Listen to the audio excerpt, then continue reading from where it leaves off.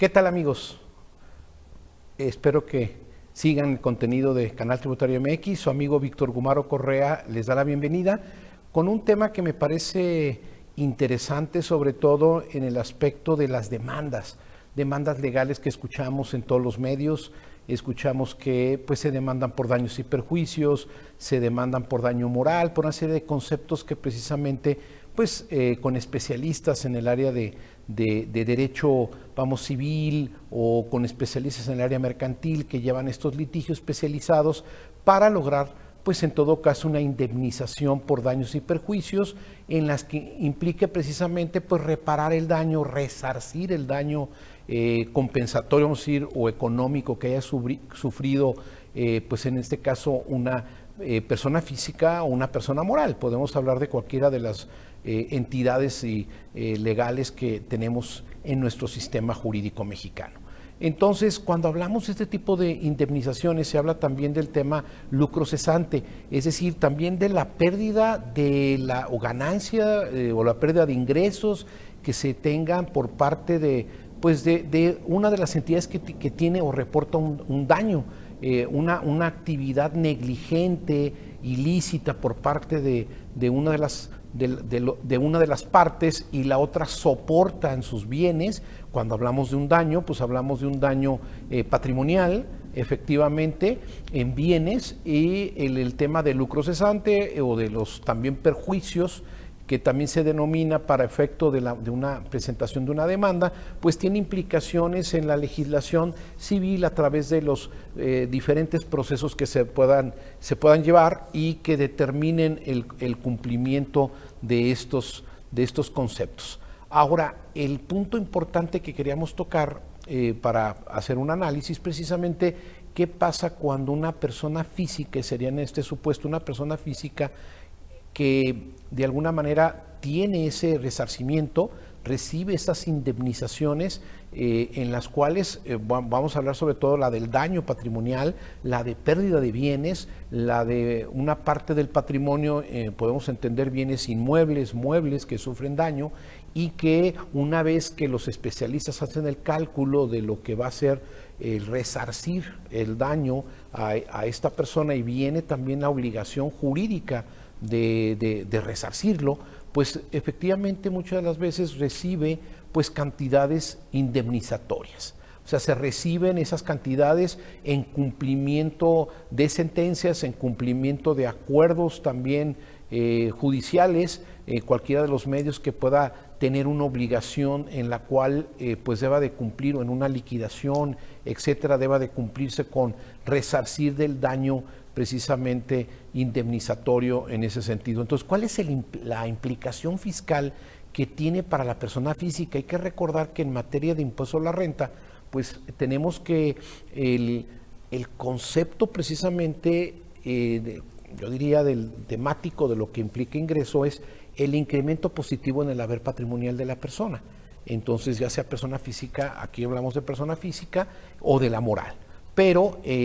si esto es que esta indemnización, pues habría que ver si resarce ese daño patrimonial, dejando las cosas precisamente como estaban, y pues conociendo cuál es la implicación de que las personas físicas reciban cantidades indemnizatorias, pues producto precisamente de estos largos, a lo mejor, litigios en las que se tuvo que pagar este daño. Sobre todo más cuando hablamos de responsabilidad patrimonial del Estado, o hablamos también de responsabilidades del surgimiento de obligaciones también de carácter civil por actos ilícitos, por hechos ilícitos que no deba de soportarlos. Hay un nexo causal precisamente en donde se dan estas implicaciones pues, jurídicas para que se pueda indemnizar a una de las partes. Entonces aquí yo estoy en la implicación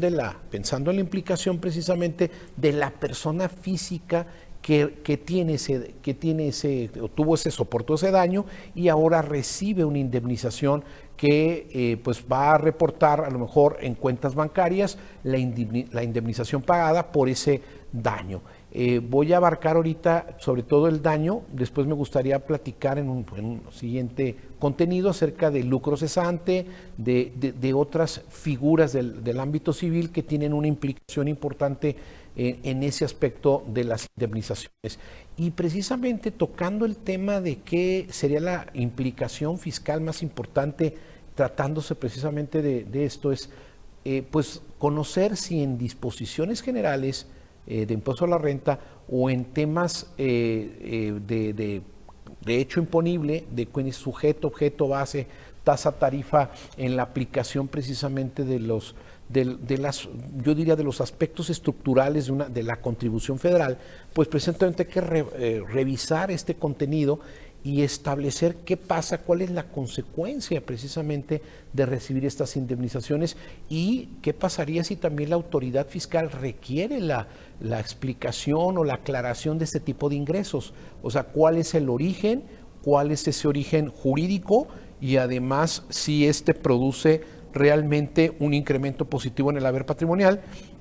desde la óptica de capacidad contributiva en la relación jurídico-tributaria, que ese es el punto que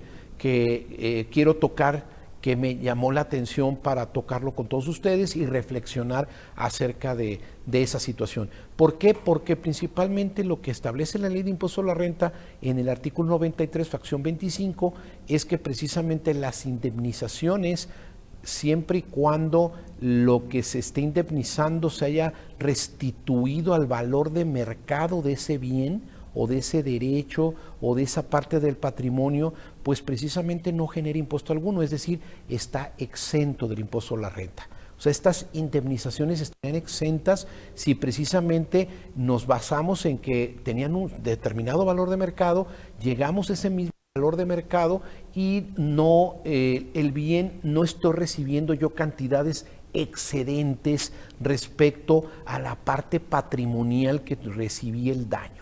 Entonces es un punto importante porque el artículo 93 vigente, fracción 25, pues nos establece de entrada que ese sería un ingreso exento, salvo que se acredite que la indemnización que recibió el contribuyente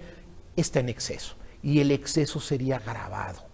Entonces, ¿cuál sería el tema de ese excedente? Pues tendríamos que ver cómo es un impuesto cedular o analítico en el tema de personas físicas y no global o sintético como en el tema de personas morales, pues precisamente habría que ver que tendría que ser acumulable el excedente pues en otros ingresos de personas físicas o establecer cuál sería el tema de ese impacto tanto en el ámbito de la exención que estaría liberado del pago de impuesto a la renta por la indemnización, igual como lo hemos visto en el tema de seguros,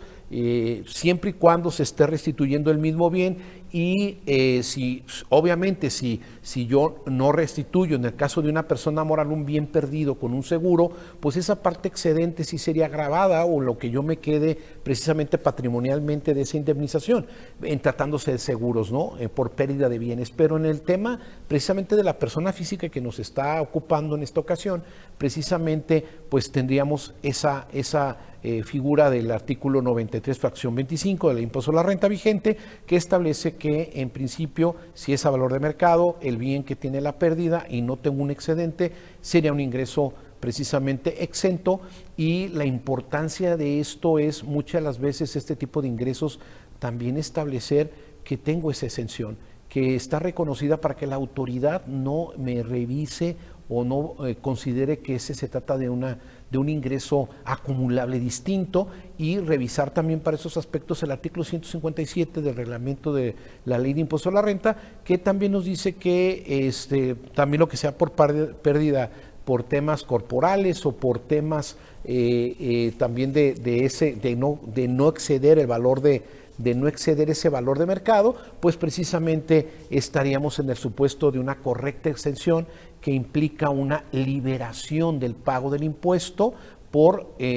política fiscal, por política que tiene el Estado de liberar precisamente en los términos del 93 este tipo de ingresos indemnizatorios. Esperando que esta información haya sido de utilidad, me despido y nos vemos la próxima.